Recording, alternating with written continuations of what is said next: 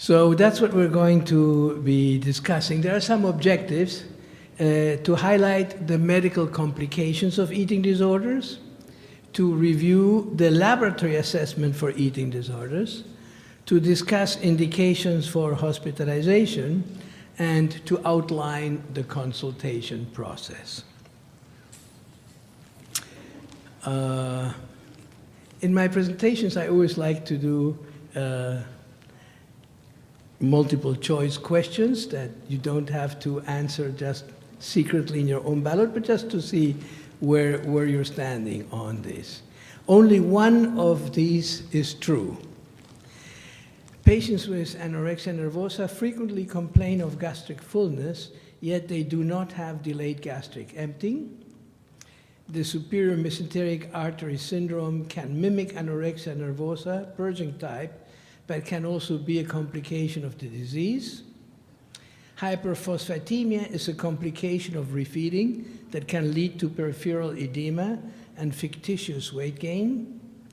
All of the above are true, or none of the above are true. Give it your thought, mark your answer, and we'll revisit this at the end of the discussion. And a few more. Only one of the following is true. Microhematuria and proteinuria in a patient with an eating disorder may suggest abuse of diuretics. A patient with anorexia nervosa restrictive type shows mild jaundice with a bilirubin of 2.5 milligrams %. Her liver enzymes are not elevated. She has a rapid onset fatty liver infiltrate that places her at high risk for liver failure. C, an adolescent has sustained abnormal weight loss. Her laboratory test result is striking because she has an elevated cholesterol and a very low T3. This rules out anorexia nervosa and requires an endocrine consult. All of the above are true. None of the above is true. We'll revisit this. Let's start.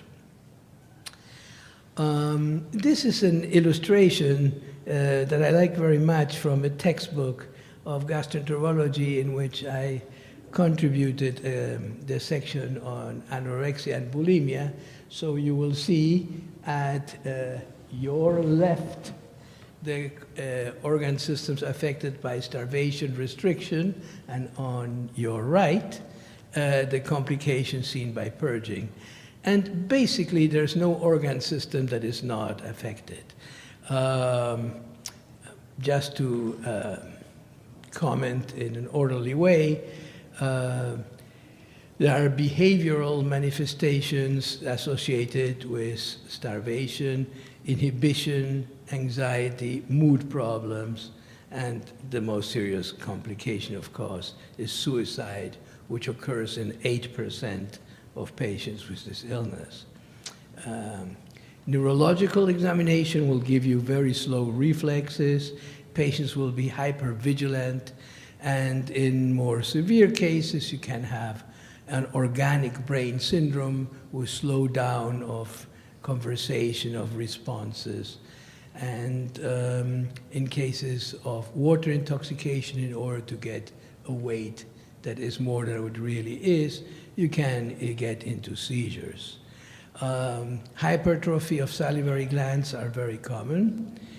Skin findings are common too, dry, yellowish tone from carotenes and lanugo. The most dramatic findings are cardiac, bradycardia, hypotension, impaired myocardial contraction, mitral valve prolapse, prolongation of QT interval, and sudden deaths have all been described. Osteopenia and osteoporosis are the long-term consequences, sometimes not reversible. Renal, you can have isostenuria, renal stones, even end-stage renal disease, and in the GI symptoms, they can be quite dramatic: constipation, delayed gastric emptying, mesenteric artery syndrome. And of course, the endocrine findings are classical: amenorrhea, pseudohypothyroidism, atrophic vaginitis, breast atrophy, decreased antidiuretic hormone, delayed puberty, euthyroid 6 syndrome. So any one of those things can bring a patient to your office. I'll leave aside bulimia today. Laboratory test. The CBC often will show neutropenia, very often, because the white blood series of the bone marrow is very sensitive to malnutrition. If the patient has anemia, it's a red flag that this will be something else. It's very unusual for patients with anorexia to have any significant anemia unless they're end stage, just shortly before death. The complete metabolic panel can show elevated liver enzymes, elevated BUN creatinine, high bilirubin with normal liver enzymes in patients that have Gilbert's syndrome. The T3 can be very low, and it always has a normal TSH. Other things that may be worthwhile to test for, especially in cases that are atypical, is celiac panel, celiac disease testing, C-reactive protein, cedrate, and calprotectin, especially in those that are anemic. X-rays, esophageal, if there's dysphagia. And brain imaging when their course is atypical with headaches and morning emesis. So when do you bring patients to the hospital? The most urgent reason to hospitalize somebody is when they have an arrhythmia.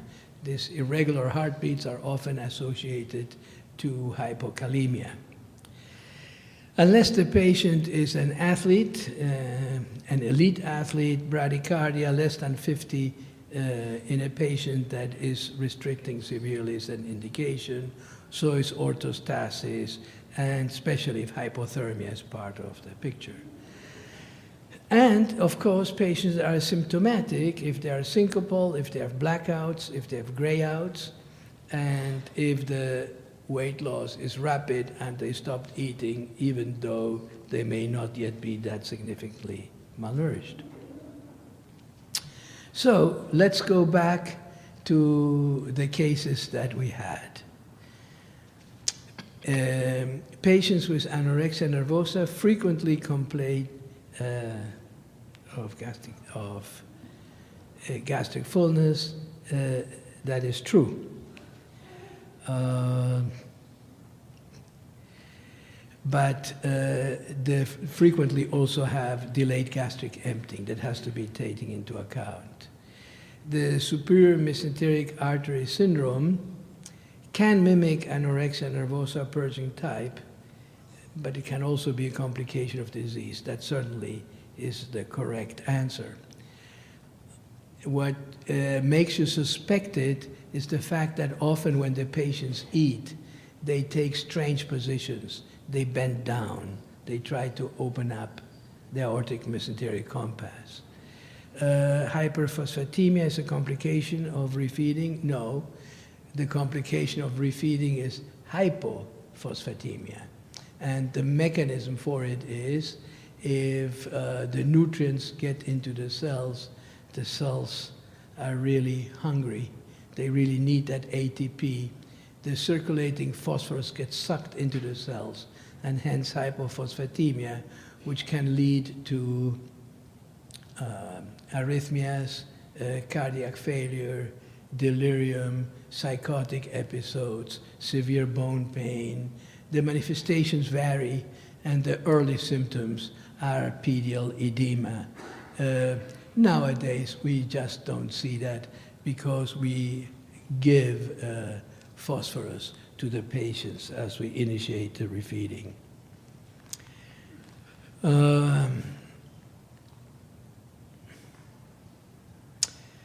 So, which one of the following is true? The microhematuria. Okay, some diuretics may change the color of the urine. If you see blue urine, you know the patient has been taking diuretic. Microhematuria and proteinuria strongly suggest purging through compulsive exercise. Usually running can bring those symptoms. Patients with Gilbert syndromes worsen their indirect hyperbilirubinemia when fasting. A patient with anorexia should be suspected of having Gilbert's when she becomes jaundice after food restriction.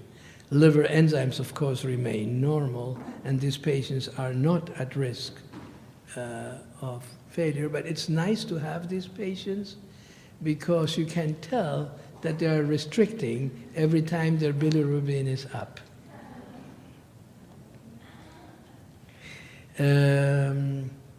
Abnormal weight loss and malnutrition lead to a compensatory euthyroid hypothyroidism, which protects the body from acute starvation via a hypometabolic state. Patients with anorexia nervosa suffer a decline in their T3, which is the active metabolic hormone. It's thought that there's a failure in the conversion of T4 to T3. So T3 is a very nice measurement over time of the nutritional status of the patient, because if it is abnormally low, you can follow it until it enters into the normal range. So there's no need for an endocrine consult with these findings. As a matter of fact, giving such patient thyroid hormone would actually worsen their condition by increasing their metabolism. Little commercial, if you allow me. What do we do at the Donald Delaney Eating Disorders Unit? We do an adolescent medicine assessment, which is basically to decide whether inpatient or outpatient therapy is needed. The psychological team does a psychosocial assessment. Our nutritionist does a nutritional assessment. We do a team conference. We report to the referring physician. And we do an interpretive conference with the patient and family, and the treatment plan begins. For the youngest patients, we may start the treatment program right then and there in the first visit, even before we have the team conference, because basically for the very young ones, we automatically use the Maudsley approach. How to obtain a consult? The central office is located at Spring Valley, and the phone number is there for medical and RD evaluations. Psychosocial assessments need an insurance clearance because not all insurance companies have a mental health contract with Children's Hospital, and we have the numbers there too on how to do that. We can also do urgent visits at the Adolescent Health Center at Children's. Patients are screened by a trainee, a resident, a fellow, and then the attending comes in and sees the patient to make the final decision. And for those urgent ones, the phone number is there too. How can you help us? Please send a growth chart, lab work, and any prior consultations. They are invaluable. And let us know the degree of involvement you would like to maintain. Over half of our patients will continue weigh-ins with their pediatricians. And very often, the medical team sees the patient for crisis or for occasional consultations, and it's the pediatrician that continues the medical management. And of course, we can communicate when questions come up. If a patient's insurance company does not allow Children's Hospital to do the psychosocial evaluation, our team still can help you with the referrals and names of people in the area that have experience in this area too. And I left a few minutes for questions, because sometimes the most interesting part of this conversation is in response to questions. Thank you.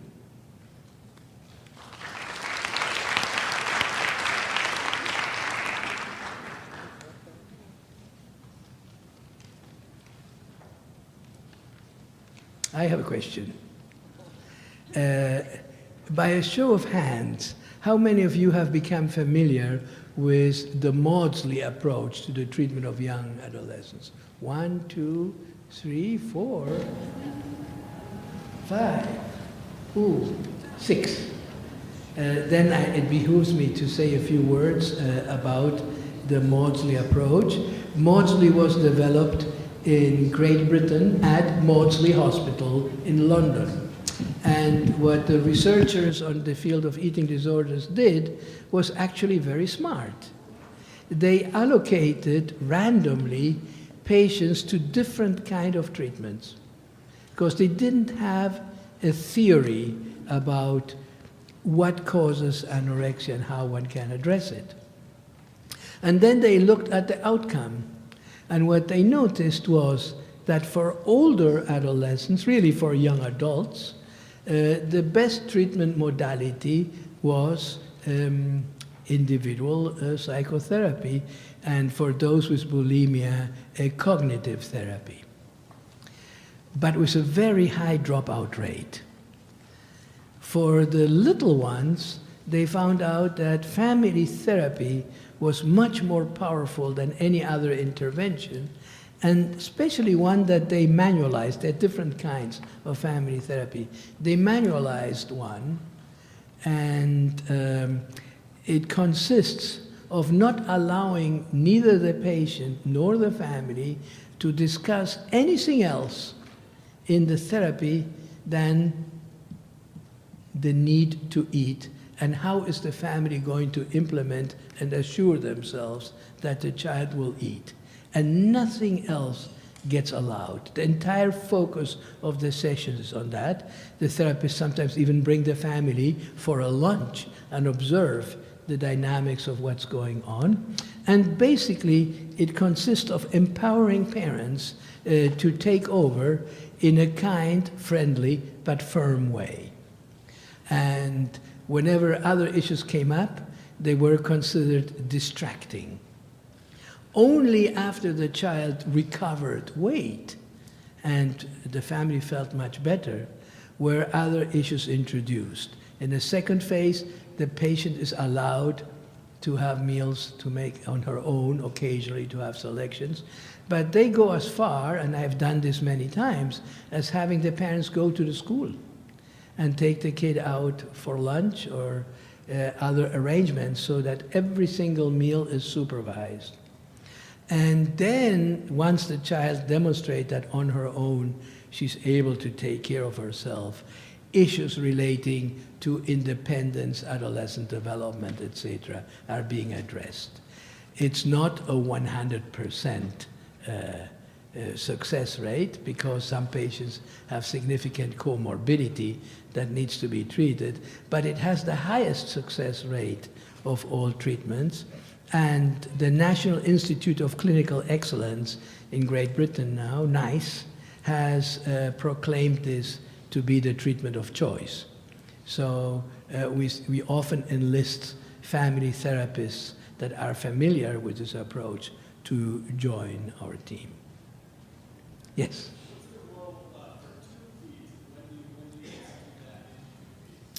That's a very good question. Tube feeds has been an area of great controversy. For a long time, the American Psychiatric Association was very much against tube feeding, considering it invasive and frightening for kids. In actuality, it all depends on how you do the tube feeding. A tube feeding that is medicalized, that is approached in a caring way, is no different from somebody badly malnourished with anorexia nervosa than it is with somebody badly malnourished with cancer, cystic fibrosis, or any other Crohn's disease, or any other of the wasting illnesses. So I am strongly in favor of NG feeding, not as the last resort in a confrontation where the patient is told, if you don't eat, you get NG feedings or something like that, but as a first resort in somebody who is clinically quite ill, in which we explain to the patient, look, you have delayed gastric emptying, so it's hard for you to eat more than what you're eating. You have impaired intestinal motility, so you're constipated, you're bloated. There's just so much you can eat. But the only way to get that well is giving you more nutrition. So at night, while you sleep, we're going to give you nutrition very slowly so you can adapt to it. And then during the day, we gradually increase what you get. And then when they get sent home, we often do still send them home on NG feedings because our length of stay varies between 3 days and 6 days. You can't get more these days. So then at home, we gradually increase what they get during the day and decrease what you get during the night. As long as this is done in a friendly and collaborative way, there are no problems with this. But a little anecdote in answer to your question. Children's Hospital did a research project in which we compared kids in which we used this methodology with historical controls where we didn't. And the weight recovery rate, as you can imagine, was absolutely dramatic, especially for boys, that we sometimes had to give easily 4,000 calories a day, which is very difficult to eat. And we sent this article, Dr. Robb was the lead author, our psychiatric consultant in this, to the American Journal of Psychiatry, which is the most important journal in that field. And we got back a letter in which the reviewer said, we're not going to send this out for review. No, I'm not going to review this. This was one individual. I'm not going to review this because this is a sadistic approach and it doesn't make any sense to do that. Does any of you know Dr. Robb? That didn't go well. She wrote a scathing letter to the editor of the journal, who rapidly sent the article to another reviewer, and it was immediately accepted for publication. So those of you that are interested in learning more about the methodology of nocturnal nasogastric refeeding, there's a very detailed description of that method. Tom, we have another question, or have time? Males and females in your approach? You know, we have very few males compared to females. And I have been priding myself for a long time, boy, am I good with these males. Until I got to review an article on anorexia nervosa in males, and the prognosis is much better. And they respond much faster to treatment than females. They're always outliers. So yes, the approach is quite similar in the nutritional rehabilitation, but different in the psychological treatment. They are more interested in things like delineation of muscle mass rather than specifically weight loss. And they have anxieties, lots of anxieties that need to be addressed. With all due respect to your knowledge, because I definitely respect it, I have a problem with the jumping on the Maudsley bandwagon, because if this were to be graded with scientifically based, evidence-based medicine, it would be grade C. It's historical controls, or it's not really a study to show that that's a best, and it may be, but it's really not very good evidence to show that that really, really works. Why is there so much enthusiasm for there it? actually is. There are studies done by Locke and Lagrange that have been published in the International Journal of Eating Disorder in the last 2 years, showing indeed that there is a much higher response rate. That's why NICE adopted it. Okay. But in addition, there is the fact that they now have done studies comparing the usual manualized treatment, which involves 20 sessions, with the shorter version, which only involves 8 sessions. And to everybody's surprise, the results were not that dissimilar. I have an interpretation for this, and my interpretation is that we're treating two diseases.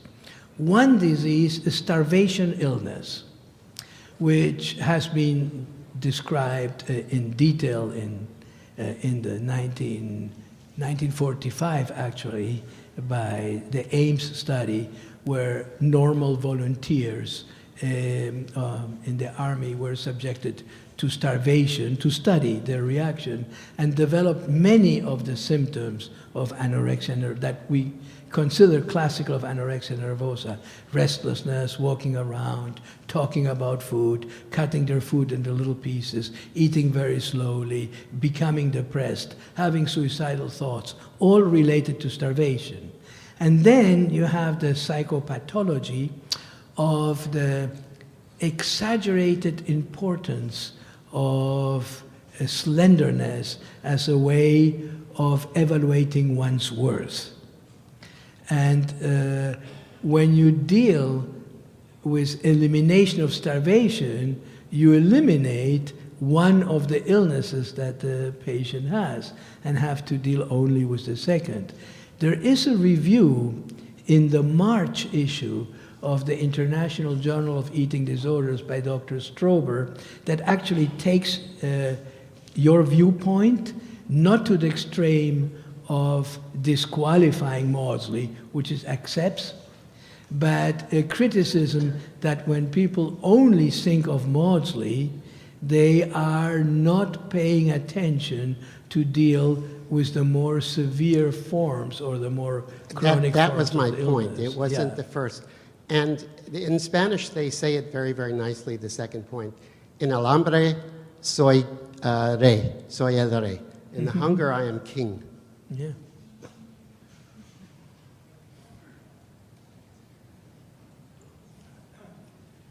Good. They were good questions. We don't have all the answers yet.